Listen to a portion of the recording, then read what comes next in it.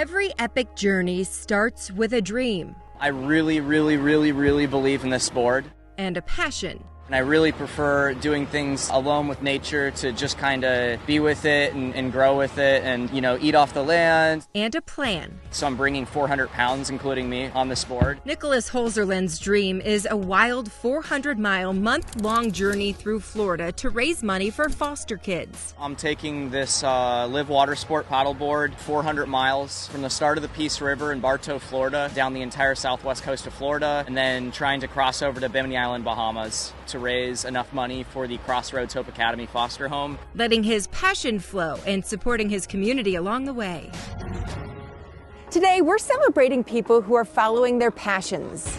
Whether it's on a paddleboard or on the side of a mountain, from talented photographers to creative authors, our storytellers have found captivating people across the country. We're exploring how chasing your dreams can benefit your community. I'm your host, Lindsay Boach, and this is Good to Know.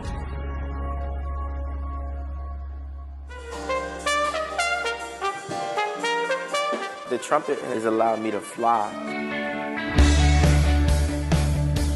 I imagined it only in what a dream it would be to be in this situation. Every night I have dreams about golf. You have to believe in yourself or nobody else will.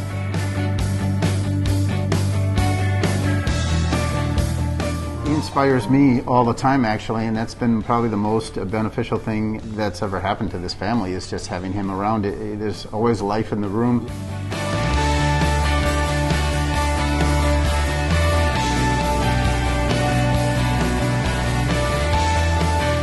Something fun. Let's get creative juices going. Let's get inspired. Let's teamwork. Really important for me to just live every moment to the fullest and connect with people as much as I can. So I want people out there to stumble their way into 2021 together.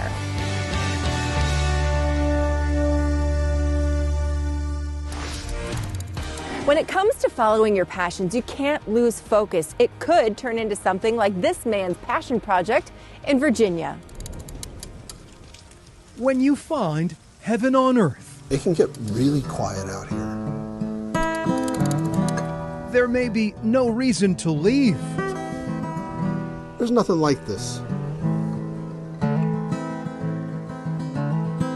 Frank Lee Ruggles basks in his corner of Blue Ridge Bliss, a 33-acre ranch in Madison County. That's Old Rag Mountain.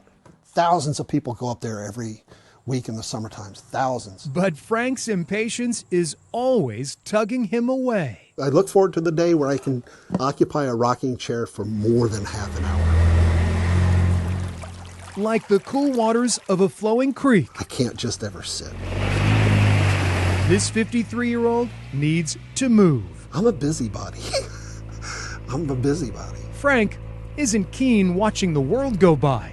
He would rather photograph it. Photography gives you the power to tell a story like no other. Frank's calling: capture the masterpieces of Mother Nature on film. As a photographer, it's hard to turn off the camera in my head. Frank invites everyone along for the ride. I never want to photograph what a place looks like. I want to photograph what a place feels like. Frank returns to America's natural wonders year after year. You know, photography is not only my bread and butter, but it's my purpose in life. His specialty? National parks. One of the greatest feelings in the world is walking into a new park for the first time. His months-long photo safaris stretch from Maine to Montana and Yosemite to Yellowstone. You know that Johnny Cash song by Hank Snow, I've been everywhere. Johnny Cash ain't got nothing on me. Frank goes to great lengths and heights to capture an image. Yes. All 50 U.S. states. Being outdoors, just in general, is my baseline. His limited prints sell for thousands of dollars. Quite a sum considering Frank doesn't have a degree in photography. I have no training as a photographer. I'm completely self-taught. This is Zabriskie Point in Death Valley. Chasing Light is a collection of some of his favorites. A lot of people might think it's a coffee table book. To me, this is my love letter to America. Becoming a photographer literally happened by accident. In a past life, this soldier jumped out of airplanes. But a parachute mishap in the 1980s cut his career short. Frank's life spiraled downward even further. I found myself, embarrassingly, as a disabled veteran with no civilian skills, I was homeless for 7 months. I slept on a park bench for 7 months. The Ohio native had just the clothes on his back until he picked up a camera. It was magic. It was the first time I ever felt the same magic that I felt when I was jumping out of airplanes. Instead of a machine gun, Frank started shooting pictures, and lots of them. It's my happy place. Life for this grounded paratrooper started looking up. And when I'm not there, I'm thinking about being there. Frank's second career came into focus when he accepted a job as a National Park Service photographer in 2007. I went everywhere and I saw everything. Now, independent Frank isn't just taking pictures for beauty's sake. He is using his eye to send a warning. Our parks are in danger, and it's not just from climate change, and it's not just from vandalism, it's from encroachment. Turning back the hands of time. Frank is carrying the torch like so many nature photographers who have come before him. They blazed a trail, and then they invited people to follow them. For 3 years, Frank has been tracking the footsteps of famed photographer and conservationist Ansel Adams. The entire process is a treasure hunt. In 1941, Adams photographed places like Grand Teton and the Grand Canyon. Although Adams wrote down what park he was in, he didn't say where in the park he was. Frank has been searching for the exact locations. Found about 60 out of the 150 so far. It is called the 79-Year Project. Then people can look at these two images and they can see what has changed over one lifetime. And that's the gist of the 79 Years Project. Frank shudders to think what the future holds for our national parks. But also Glacier is the park I think that is the most endangered. When Adams shot it in 1941, we had over 100 active glaciers, and now we're down to 19. Conservation drives this modern-day photographer who chooses old-school technology. There's no digital camera in the world that can touch that resolution. This is 4,000 megapixels. Frank hopes his images help others develop a love of nature.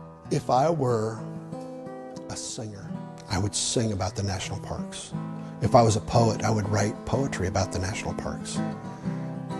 I'm a photographer. This soldier turned photographer's love of country still runs deep. This is an extension of my service.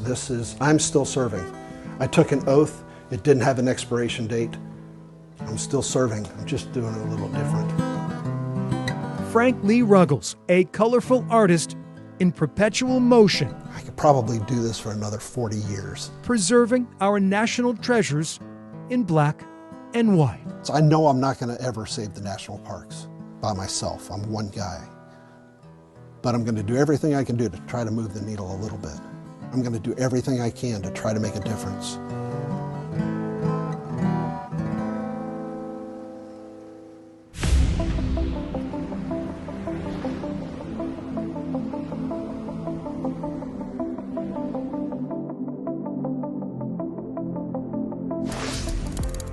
There's so much more that's good to know. My mom loved the idea of me doing it, so I know I made her proud. He inspires me all the time, actually, and that's been probably the most beneficial thing that's ever happened to this family, is just having him around. There's always life in the room. People across the country following their passions.